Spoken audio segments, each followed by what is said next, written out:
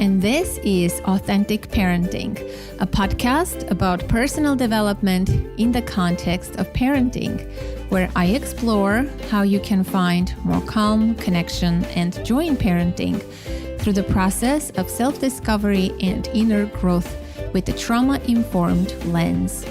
In today's episode, we are talking about loneliness. Is there a relationship between trauma and chronic loneliness? How can we lower our risk of becoming chronically lonely? How does technology figure into the loneliness epidemic? How does mental illness contribute to loneliness and vice versa? And so much more. My special guest for today is J.W. Freiberg. He studies chronic loneliness through the unique lens of social psychologist turned lawyer. He received his PhD from UCLA and his JD from Harvard University. A former assistant professor of social psychology at Boston University, he served for decades as general counsel for more than a dozen social service agencies in Boston, a dozen adoption agencies, and scores of private mental health practices. In his book, Surrounded by Others and Yet So Alone, A Lawyer's Case Stories of Love, Loneliness, and Litigation, Dr. Freiberg explores the impact of faulty connections in failing relationships through the telling of case stories mined from his 30 years as an attorney. Papers from his 2018 symposium, Loneliness and the Power of Permanency, held at the Kennedy Center in Boston and attended by more than 400 mental health professionals, are collected into his edited work, Growing Up Lonely, Disconnection and Misconnection in the Lives of Our Children. Dr. Freiberg is a regular contributor to the Attorney at Work and Psychology Today blogs, and he's a member of the MA State Bar and the Bar of the Supreme Court of the United States. For more information about this fascinating individual, about all of his books, visit thelonelinessbooks.com. For full episode show notes, additional free resources on parenting, contact info, and ways to work with me, visit authenticparenting.com. As a listener of the show, you receive a 10% discount on all my coaching packages. I will be offering group coaching programs, and if you're interested in learning more, please consider joining the Authentic Parenting private Facebook group or send me an email, info@authenticparenting.com.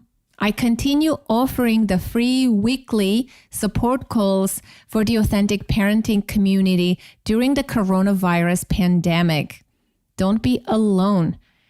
Join the Authentic Parenting Facebook community or get in touch with me if you are not on social media, and I'll send you more information.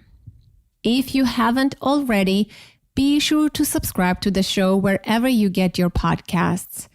And it would mean so much if you could take a screenshot on your phone of the episode that you're listening to and share it on social media and tag me. I am only on Instagram and on Facebook. If you want to know what I'm up to in my personal life, see behind the scenes of podcasting, work, get inspirational content on parenting and personal development, participate in my book giveaways, connect with me on Instagram, the only social media platform I use and somewhat enjoy. FYI, I will be giving away Dr. Freiberg's books.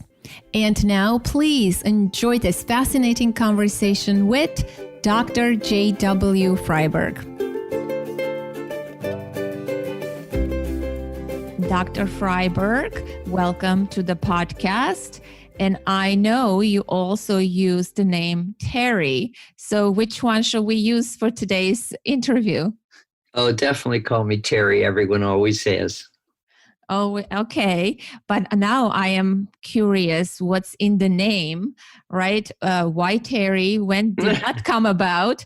And, your name is J.W. Freiberg, not just the first letters of your name, not the full name. So I'm curious in this whole name story. Okay. You asked for it.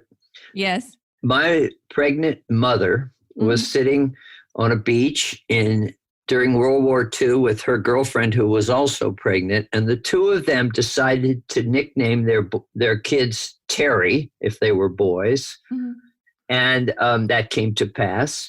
And so this other chap and I each have this nickname that has nothing to do with our legal names, because these two girlfriends had this conversation on a summertime beach in 1944. Oh, wow. So that's interesting. So you wear Terry all your life, basically. Absolutely. Okay. And what's your full name? What's J and W stand for? My legal name is J. Walter Freiberg III, but I publish as J.W. Freiberg. Wow. How come? It sounds very important and significant. and it does go very well with your PhD and JD, right? With the whole list of accomplishments that you have accomplished all throughout your life. It actually came because when I was a junior professor at Boston University, they didn't have enough offices for a few years. So they asked me if I mind sharing with a professor, senior professor. I was honored to do so. And he was the most erudite professor of the department, and he used to publish under the initials EVY. And so I picked up his idea of the first two initials just because I admired his intellectual accomplishments. So it just comes by accident of there not having an extra office for the new young professor. But those years are long gone, but you're still using that name. It's fascinating. Well, I've just published my fifth book, and I thought it silly to change names as the author. So I'm trapped into the initials from that first book published many decades ago. You think so? I can challenge you on that. But nevertheless, we can move on to the topic of today's interview, loneliness, which I'm going to ask you. You've been studying and writing books about this topic, and I'm wondering how personal is this topic to you? What's the significance for you of this topic? Well, none for me personally, in the sense that I'm not a chronically lonely person. I'm a married guy with children and grandchildren and friends. But I came upon this topic because of my work, which was the following. Since I'm both a doctor of social psychology and a lawyer, I ended up practicing law at the crossroads of law and psychiatry. What that means is that even though I was a lawyer in a law firm, my clients were social service agencies, adoption agencies, offices of psychiatrists, psychologists, clinical social workers. And I was general counsel both to these agencies and to these private clinical practices. And I would provide them legal consultation, obviously, boring stuff like they needed a new lease or somebody fell on the steps, that kind of thing. But the most interesting thing was that they had clinicians, many, many hundreds when I added them all together. Some of these agencies were the biggest ones in Boston. And their clinicians would call me for legal consultation, given what they had just heard in clinical session, for example. And so over the 30 years that I did this, the topic of loneliness kept increasingly being present. That's to say, these clinical psychiatrists or social workers or psychologists would describe to me the basis of their client's life before asking me the legal question involved. And as the years went by, more and more clients presented with chronic loneliness on top of other issues they might have.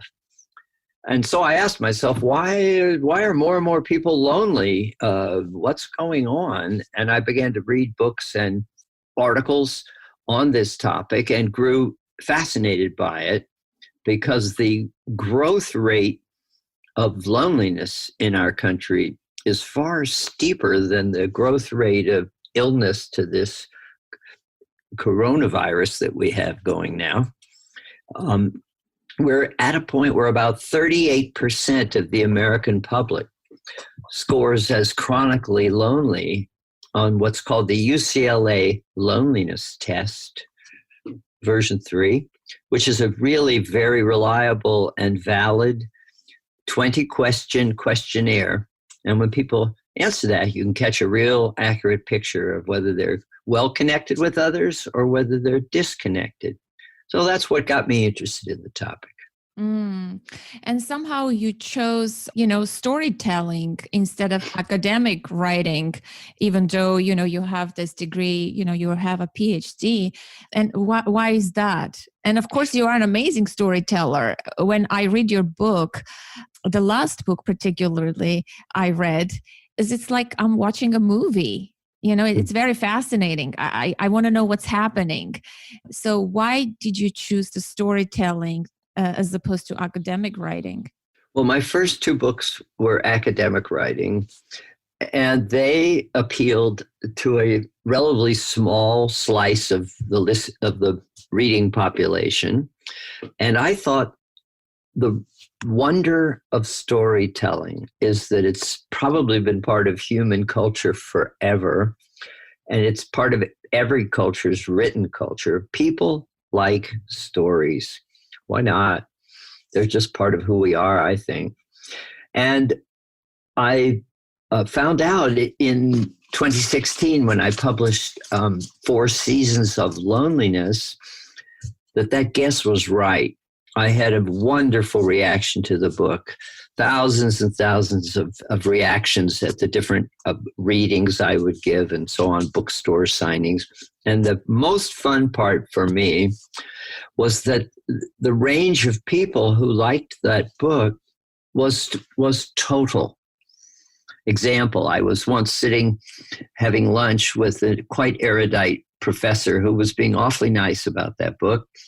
And we were politely interrupted by the assistant cook who'd come out from the kitchen to compliment me on and to say how much she'd loved reading 4 Seasons of Loneliness. So here I was having the book complimented simultaneously by an erudite Oxford-educated British professor and by the assistant cook in a simple restaurant. So that's why I like stories. Yeah. And how do you define loneliness? So loneliness, I came to understand, is a sensation, not an emotion, not a thought. It's not in your forebrain. The sensations that we have, like hunger and thirst, fear and loneliness, come from a different part of the brain. They come from the parietal lobe. And we share that brain function with all the other mammals and other phyla as well. So we can't think our way out of hunger, we can't think our way out of thirst, and we can't think our way out of fear or loneliness. These parietal lobe signals come to us from deep systems in our autonomic nervous makeup. They're not part of being human, they're part of being a mammal, being an animal.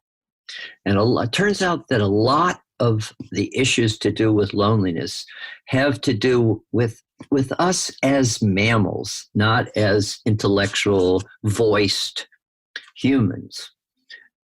When you imagine a great many of your listeners have driven along a small road at some point and perhaps seen a deer divided off or some other feral animal, and the animal looks up, looks you in the eyes, trying to understand your intent and mostly feeling disconnected from its group. If the other deer are across the road, for example, mammals, especially herd mammals, find their strength in being together, in being connected with one another. That's how they defend themselves. That's how they're built. And so they have a terrible pang of loneliness, if you like. That's what we humans call it. They just feel disconnected and unsafe. So my definition of loneliness, the most important part, is to see it as a sensation, as a feeling, not a thought, that comes to us from deep inside the animal part of us to warn us of unsafety through disconnection. Mm. And as you mentioned, the disconnect is growing in our culture.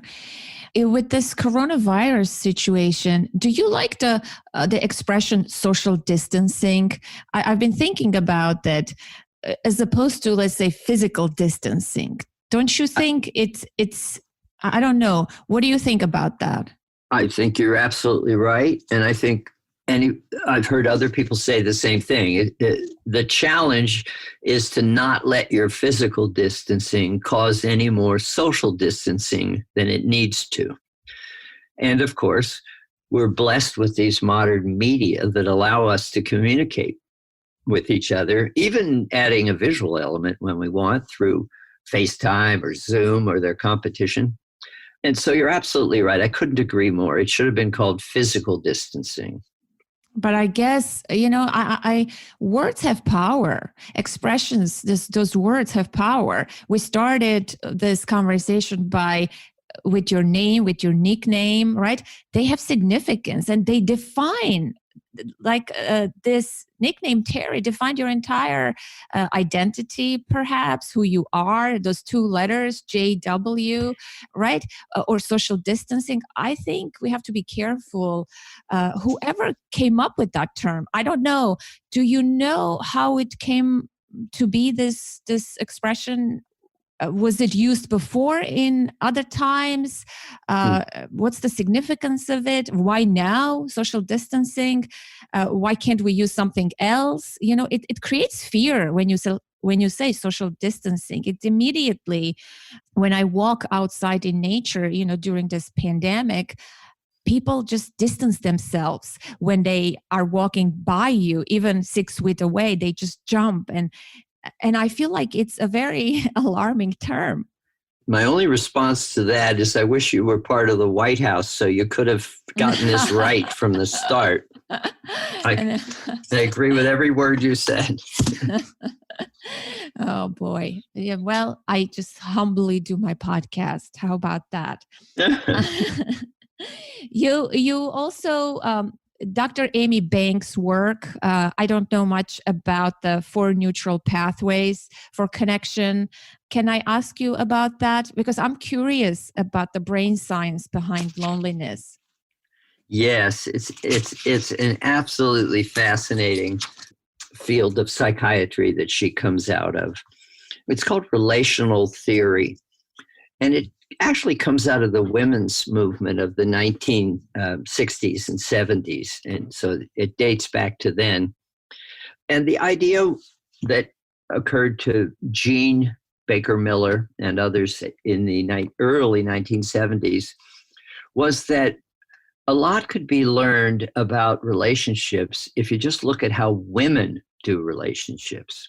Let's say in the United States culture, to not make too broad a statement.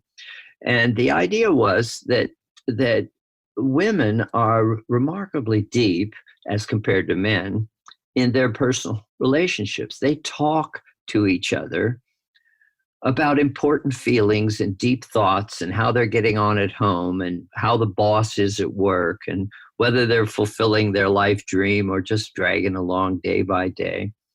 Whereas men were spending most of their time talking about sports and other, sort of superficial events in the world. And the idea that Dr. Miller had was relational success, getting on with others, having profound, deep, and lasting connections with others in your life, something women are particularly good at. Why not figure out how to help people who are poor at it by looking at how women do such a good job of in their friendships with each other? So that's where it came from.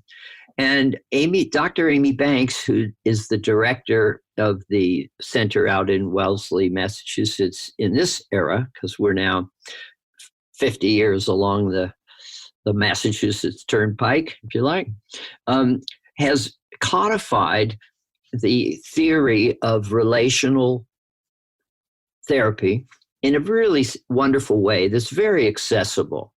And as you say, she looks at the 4 qualities of relationships that are working well. And they're very easily expressed. And we can talk about them if you like.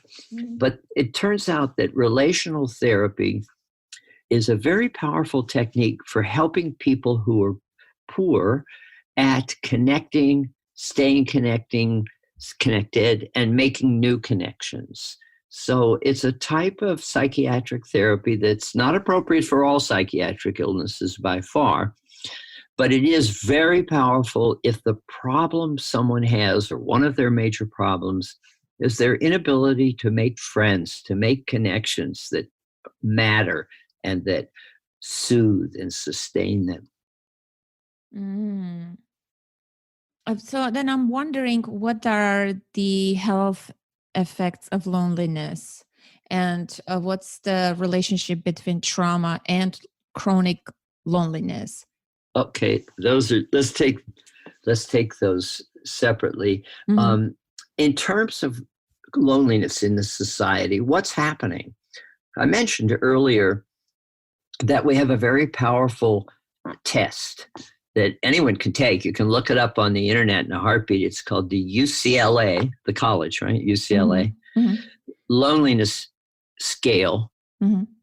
version 3, easily found on the internet. And it's just 20 questions. And when you answer those questions, you circle 1 through 4, if you like, from a little bit to a lot, a scale.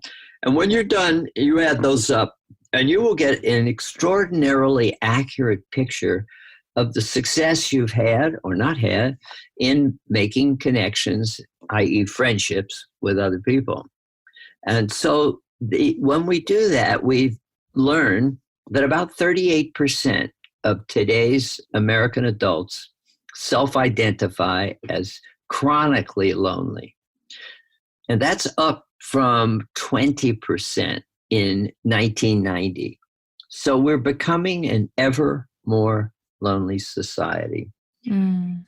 And a recent appointee in the Obama administration in the Department of Health and Welfare made mention of the epidemic of loneliness. And the statistics bear out that phrase. We are now a society where just under 28% of adult households are single-person households. Okay, so almost 28% of us live alone. And the idea of adult being they did not count college students who have a room somewhere while they attend school. So in real adult households, 28% of us live alone. Now, it's not the case that everybody who lives alone is lonely, but about half are. So we are in an ever more isolating, and therefore lonely creating society. Mm. And then you said, what are the health issues of being lonely? What do we know about that? Well, it turns out we know a lot about that. A professor named John Cacioppo at the University of Chicago, he and his team have spent 25, I think, years working and writing about the lethality of loneliness. And the statistics are shocking. If you are a chronically lonely person, and I should define that term for you. I was going to ask you, I'm curious too, like where does that loneliness turn into chronic loneliness? Yes, let me get to that next. Let me just finish by saying about on the lethality of loneliness. If you are a chronically lonely person, your morbidity statistics are way worse than if you're a well-connected person, and you will die much younger. So the lethality, as he phrases it, of loneliness is that there is very much increased morbidity, so that's illness, and a much shorter lifespan. So that's mortality. So we know that loneliness we pay a terrible price. Lonely people are much less healthy and they die much younger. So what does it mean to be a lonely person? That's the other question you asked, and it's a good question. Let's start by saying we're all lonely sometimes. That's not what we're talking about. How can we not be lonely sometimes? When we're in our 20s or 30s, our grandparents die. When we're in our 50s, more or less, our parents, our aunts, and our uncles pass away.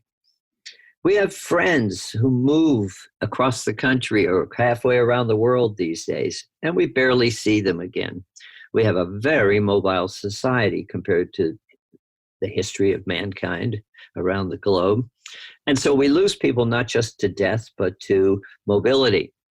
So of course we're lonely sometimes. Things go wrong. We get rejected. We get turned down. There's high school. That breeds a lot of loneliness, doesn't it? There's relationships that have failed. We've all been through that kind of everyday loneliness, not an issue. That's very different from people who are lonely all the time. What does it mean to be lonely all the time? My favorite example is one question that was posed by two Harvard Medical School psychiatry professors in a book to the subjects book prior to writing a book on the topic. And they discovered that in asking people when they last spoke to someone about something important, not about, I'll have a quart of milk and can I have a loaf of bread, please? But when they spoke to someone about a deep emotion, about something where you have to trust the other person, they found that about 32% of people said they had not spoken to anyone else about anything important in the last 6 months. Wow. So imagine that. Nobody to talk to about anything important. Oh, sure, you can ask a guy at the store for a quart of milk, but that's not the same thing as the kind of conversation you're able to have with a true friend. And let me add one thing to that. Here we are inside our homes, inside our apartments, because of the coronavirus currently. So that means even the conversations at the local store are gone. So you don't have anyone to say, gee, it's nice to see you again, and I'll probably be back next week, or thanks for your help, or even just that smiling, casual, hello, good morning, as you pass a stranger on the sidewalk. Now, even those everyday conversational moments are gone for many people, for all of us, more or less, or most of us. So think what that means to someone who has nobody to talk to about anything important. And now he or she has even lost the small everyday conversational nuggets that we all enjoyed during our everyday life, or at least we did until we had to stay inside to try to beat this virus. Yeah, it's really sad. So I'm curious. This number, the 28% of American households are single person households. What's the age group? Are these elderly people? Who are these people? Or the 38% identified as chronically lonely? I'm curious about the age of those people. Well, that turns out to be an excellent question, because the answer to it was such a surprise to all of us who study this. I think we all would have felt, I certainly would have surmised that the loneliest age group would be senior citizens, many of whom live alone or live in institutions without their family, amongst other aged people. But that wasn't how it turned out. They were moderately lonely, no mystery there. But the age group that scored the loneliness was Generation X, Generation Z, i.e. the youngest quintile of our population scored the loneliest. And that was a surprise. I certainly would not have thought so. Yeah. So all those the kids you see and know in your life who are on their cell phones constantly, You sort of see pictures of them where their parents have worked hard and spent money to get the kid on a tour, to a natural park or to a foreign country or somewhere wonderful, and the teenager's looking in the phone to see if they've gotten a reply text from their friend. That generation is scoring the loneliest. A surprise to all of us in the field. Mm-hmm. Do you think because of our lifestyle, technology plays a role? In your opinion, what do you think are the contributing factors? Well, I think there are multiple factors. I'm sure you're right that's one of the factors, but I think it also has to do with the increasing distance between all of us. What do I mean by that?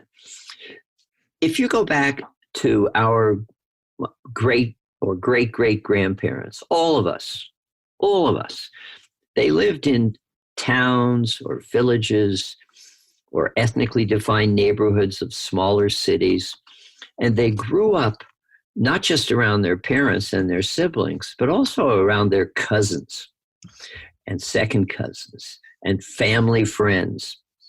And in that era, the names in the grammar school, the names in the neighborhood, and the names in the cemetery were all the same. Families grew up alongside one another, generation after generation. Well, that obviously is not the world we live in today. We're separated ever more from one another in many ways. Today, the multi-generational family of the past is long gone.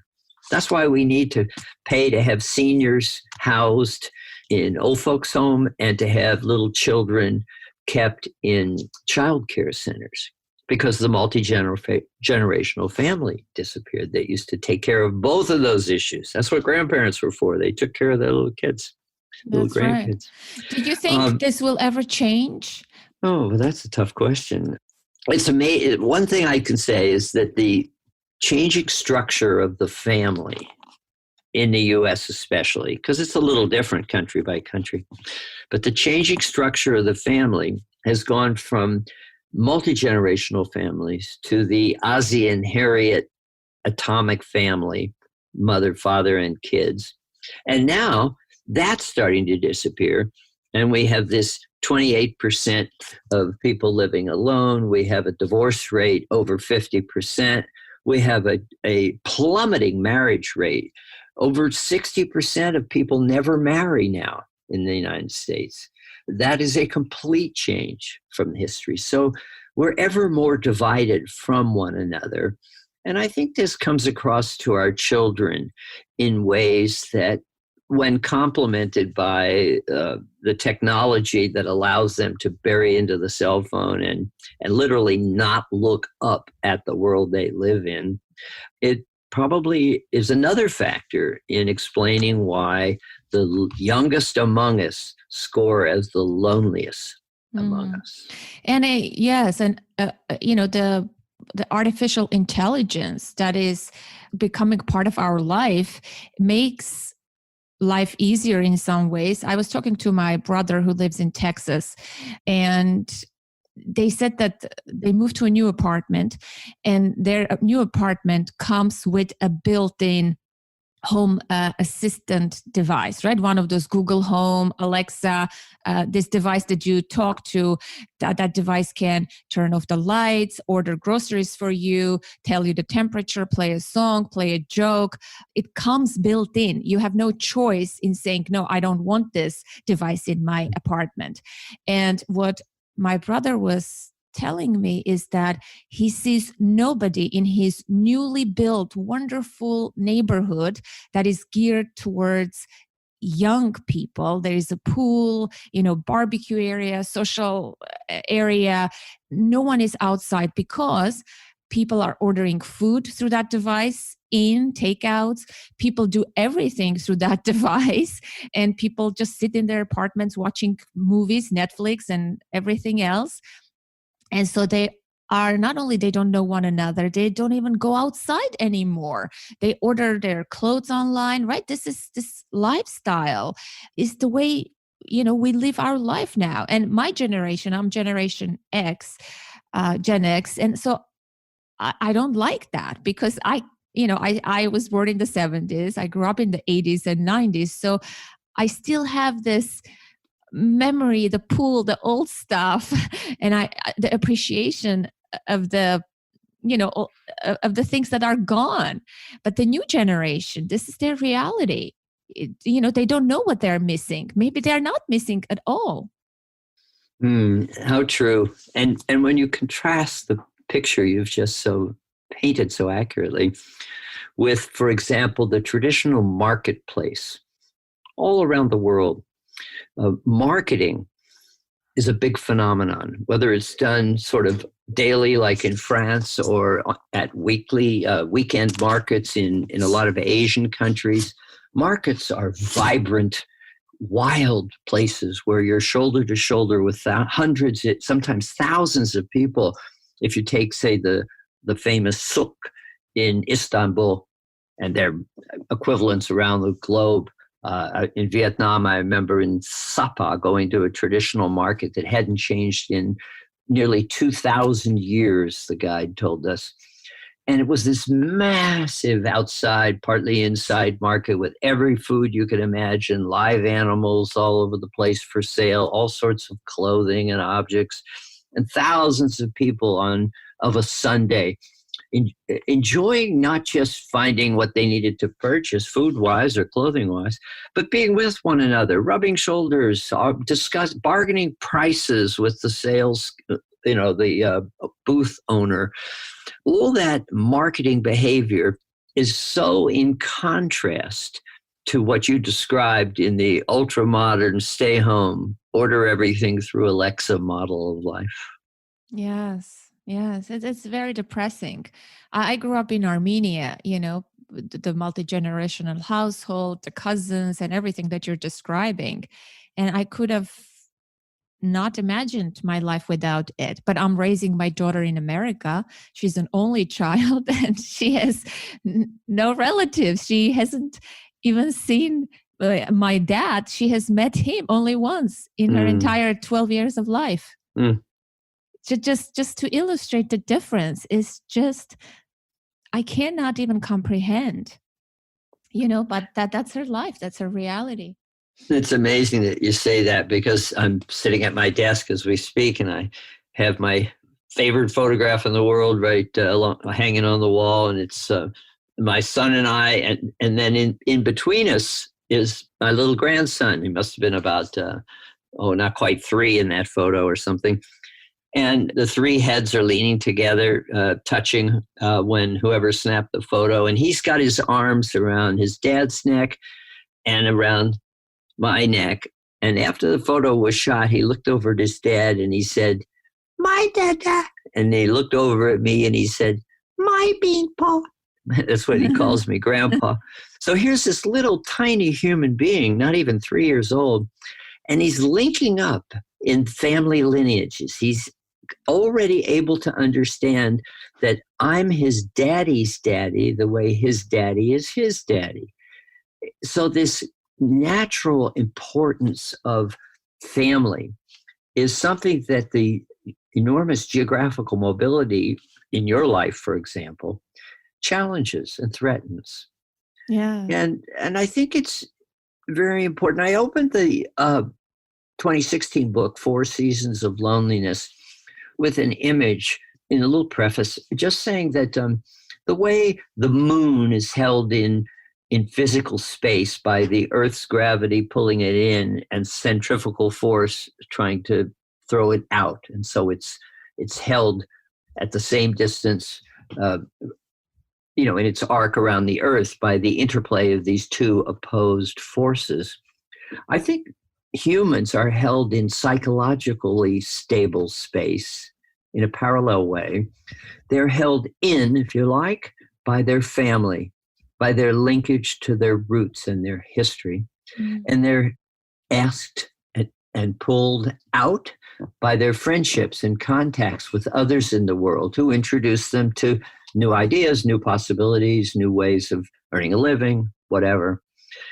And so the denigration of family, it's not a disappearance of family, but it's certainly a lessening of the importance of family. You mentioned your Armenian family. Take a traditional kind of culture like that dates back thousands of years. The importance of family is almost impossible to exaggerate. I have a wonderful example from a movie, a film I once saw, and a young Hispanic woman was in the film, had fallen in love with a very wasp, blonde American guy, and the relationship was not working out. And when she expressed why, I thought the writer nailed it. He had her say, quote, "This relationship has to end because you don't relate to my family and you don't understand. For me, my family is the sea I swim in. For you, your family is an inconvenience at holiday season." True. And you asked me why I like to write stories. That's the kind of line. And you can write sociology, and you can name 1,000 statistics to back that point up. That's well and fine. But you can also put it like that in just a few sentences in a literary framework of mind and say so much. Yes, I agree. I work with families, a lot of divorced couples, single dads, single moms. The divorce comes sometimes as a surprise to the father, for example, right? Yes. Let's say they lived for 15 years, a couple, and a divorce happens. And so when you look at those people's lives, these are the people who are isolated from their families, cut off from their families, don't have families, don't have friends, and oftentimes cut off from themselves, right?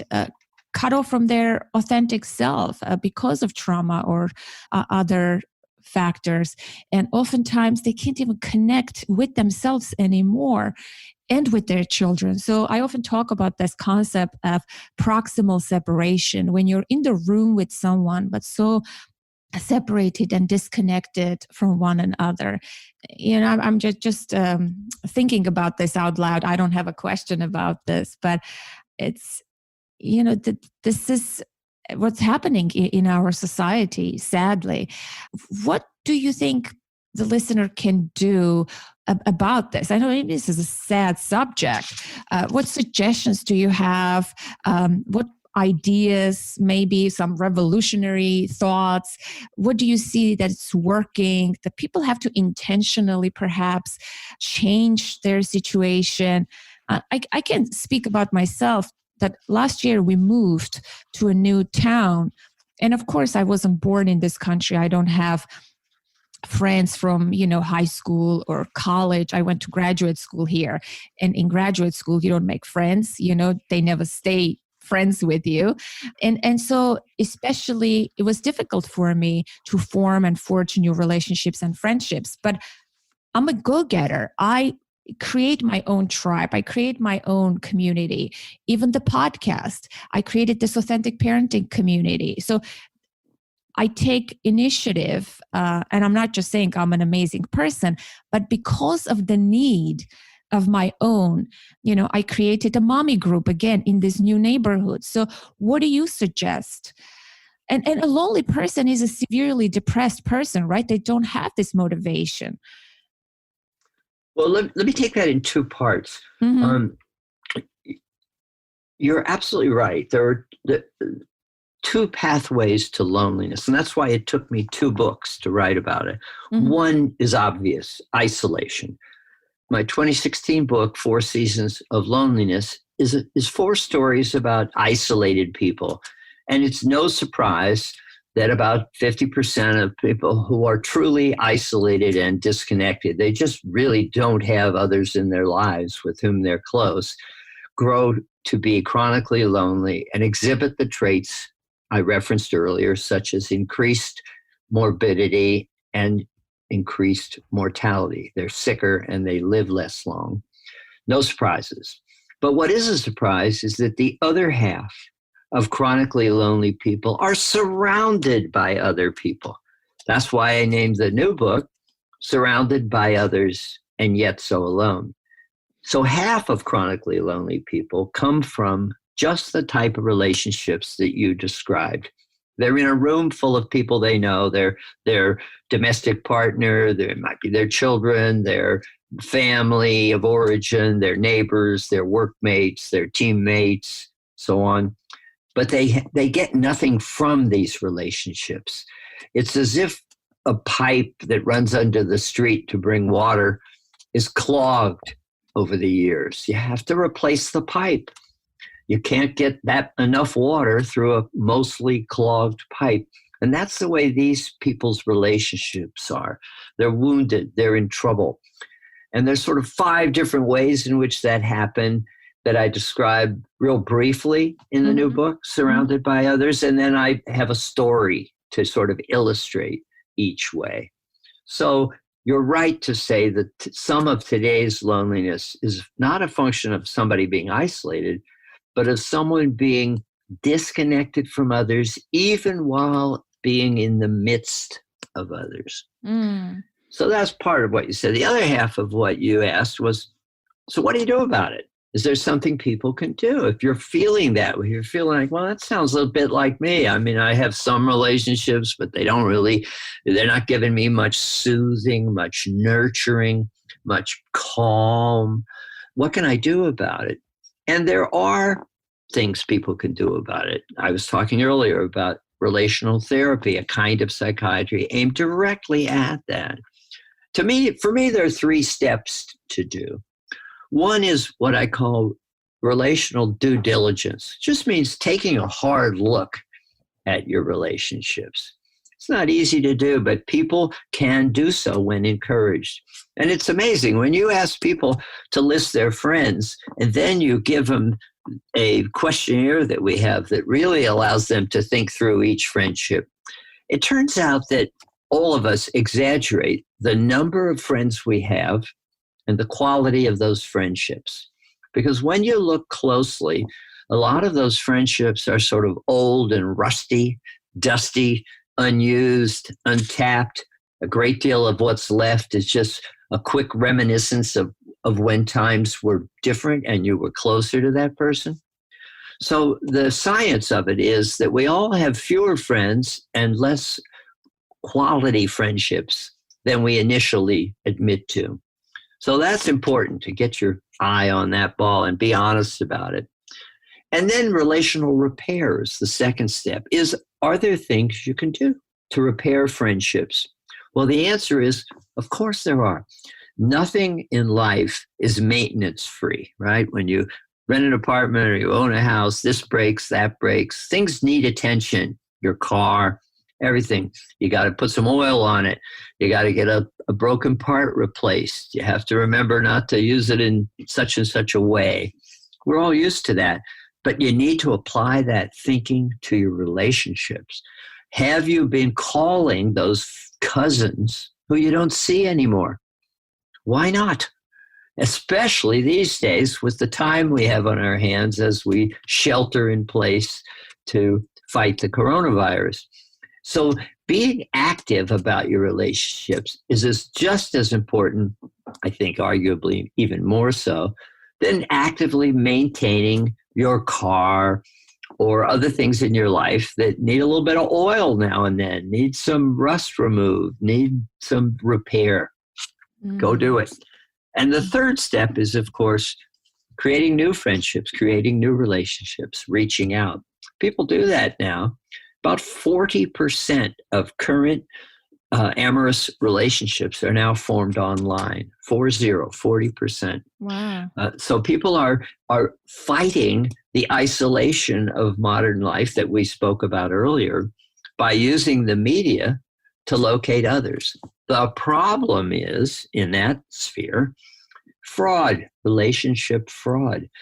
A very high percentage, I'm not remembering the percentage, but it was in the 30%. It was like 36 or 38%, about that quantity of people who put their profile into a dating profile for one of the internet programs that introduce you to others, are lying about something of material importance.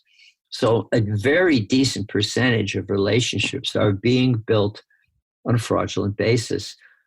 Compare that with the traditional society we were talking about earlier, the society of your great-grandparents or mine or anybody listening. Since you grew up in the same town or village or community or neighborhood, nobody could pull a fraudulent introduction on you. Your families have known each other for years, if not generations. So the person you've met, you know who they are, where they're coming from, what family they're from, what part of town, so on. So it's not easy to form new relationships. It's harder, if you like, year by year because of trends we were talking about earlier. But it's not impossible. There are technological avenues such as dating sites, and there are traditional ways such as using friends to meet others. But being conscious about assessing your relationships, repairing and maintaining your relationships, and daring to step out and create new ones. Those are the ways we deal with this issue. Yes. I like that. It's an interesting phenomenon, right? This Gen Z, the Generation Z, as you mentioned, is the loneliest generation. And imagine if they get married. Obviously, they're disconnected physically, right, from their families, and this multi-generational family does not exist. And whatever family they have, they are disconnected because of jobs and economy and mobility and all of that. Now they have children. And what are the implications? I'm just thinking, if you grew up like that, now you have children, you're sort of, it sort of turns into a trauma, a relational trauma. You're disconnected from yourself. You don't know how to do relationships. You didn't have the support of the community, of the family. You don't know how it feels. You grew up lonely. Now you are supposed to, by nature, we're built for that, nurture your own offsprings and have a family, but you don't have the support, that there is no village. You're doing this by yourself with this technology. And so this is just a scary thing to think about when I'm thinking about the cycle of life for this new generation moving forward. How are they going to parent their children? And we also know that parents of this younger generation coddled them, right? They didn't give them enough responsibility. They put them into activities because it's available. And the parent sort of helicopter parented children. The younger generation, when they go to colleges, they're not so self-sufficient. We know people write about this in their books.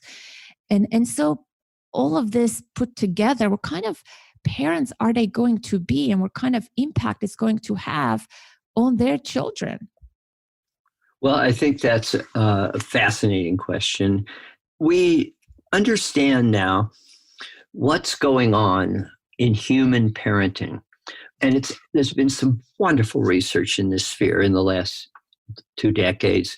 That we understand that the role, of parenting is much deeper than we understood in the formation of the capacity in the children to link up and connect with others themselves.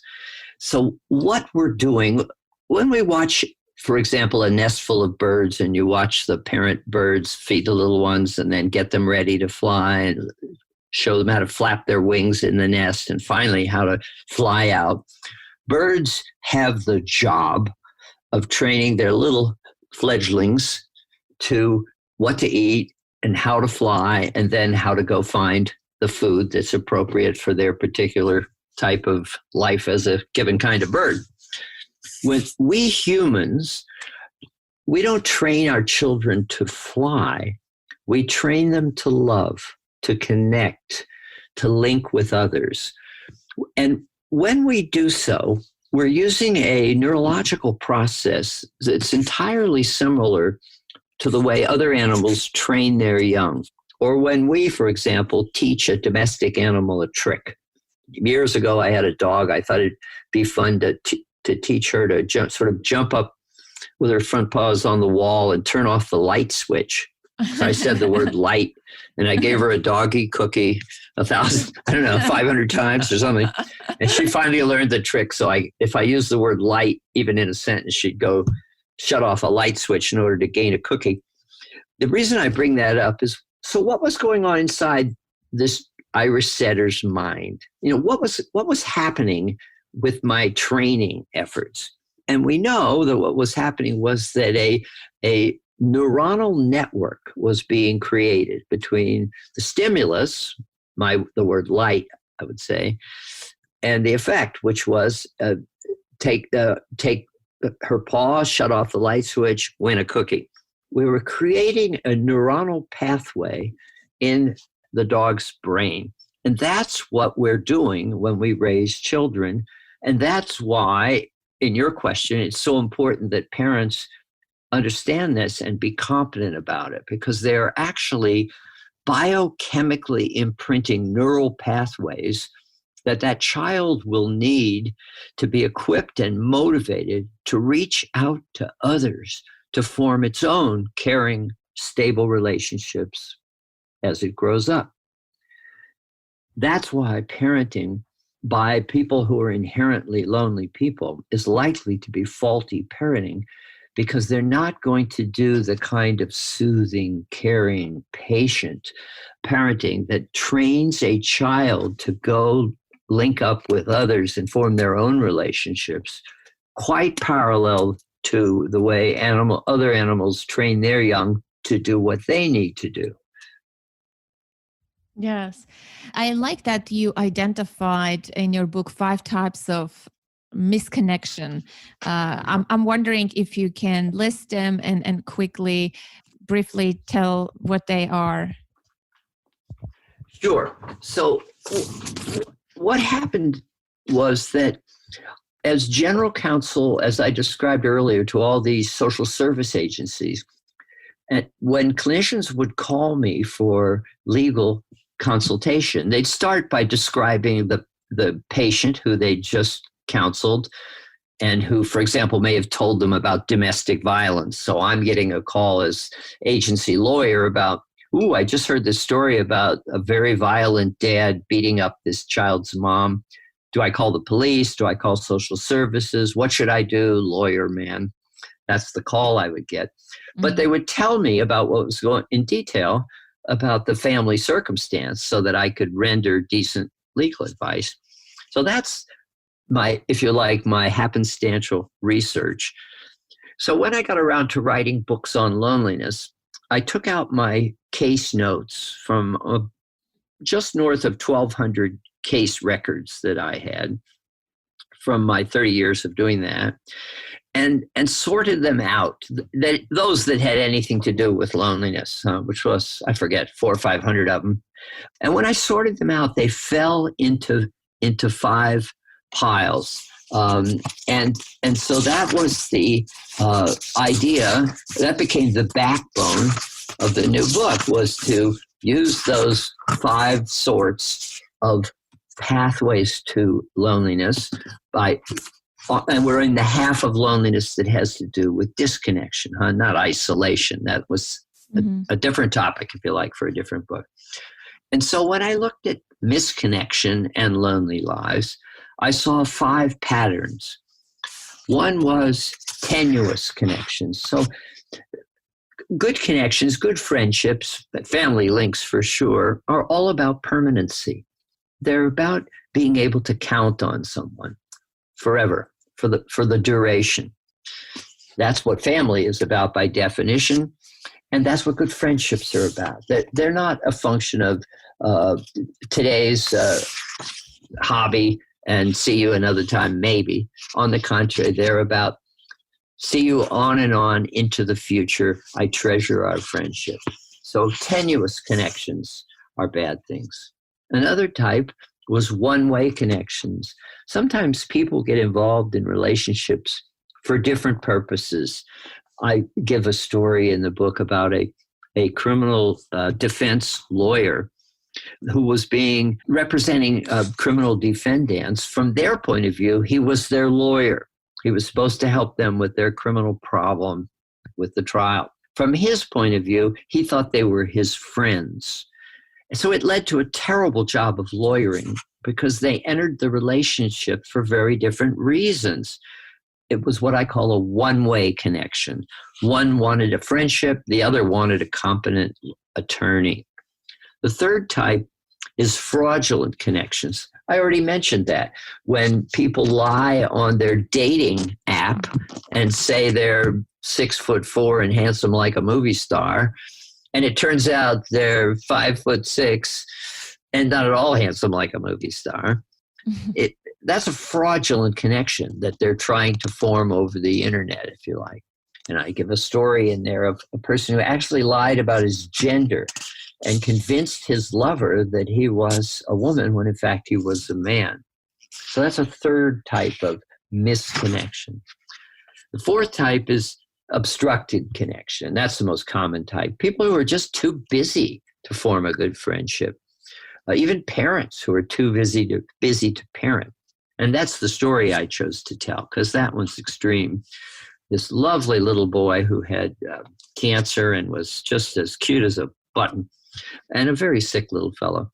Each of his parents was too busy with his or her own issues to do a good job parenting. So that's a fourth type of misconnection, when people are too busy to really be involved. And the fifth and final type were dangerous connections, such as domestic abuse. And that's what that story is about, where a connection can be flawed to the point of permitting violence to be part of the relationship. So those are the 5 ways I spotted in this pile of files that I made on my floor from my lawyer work. And I picked the best story from each of the 5 types, and that's what makes up the book, Surrounded by Others and Yet So Alone. Yes, excellent book. I really enjoyed reading the stories, and I love your style of storytelling and identifying those patterns. And it's really inspiring for me to look at my work of working with couples, divorced couples, especially single dads, because I do see common threads, common stories. It's like the same themes and patterns overlap and show up again and again. And when I read your book, I'm like, wow, this is what I'm going to do as well, because I wanted to write about this, about my work. And I think this is a good angle. I'm very inspired by your work, by your storytelling and pattern seeking and, making meanings and definitions. And it's truly very inspiring. Oh, I'm thrilled. And I've had a lot of fun here. The clinicians, so I came to know hundreds and hundreds, probably thousands of clinicians over all those years. And I've given them copies of the book, and they've, because the first book is about isolated lonely people, and this new book is about misconnected lonely people. What they've done in some cases is give the appropriate client a copy of the book to read and ask them to think through whether any of the stories relate at all to the issues in their lives. And what I've heard back from some of these clinicians is there have been several cases where clients have come back to their, for example, social work, clinical social worker, and said, yeah, I'm a lot like the third story in the book. That reminds me of my relationship with my husband or whatever. They've actually used the book to cue up the questions that they wanted to work with their client. Yeah, I also liked, the first story, Victoria's story in the book, how clever and creative you were in terms of, legal representation. And I'm not going to give out the details to the listener. If they want to know more, they have to read the book. But I thought it was just so clever and creative way of approaching that case. It was truly fascinating. I'm glad you found it so. Yes. So I definitely enjoyed talking with you, Terry, Dr. Freiberg. And I would love to ask you where the listener can find you online. So if you go to my website, it's called thelonelinessbooks.com.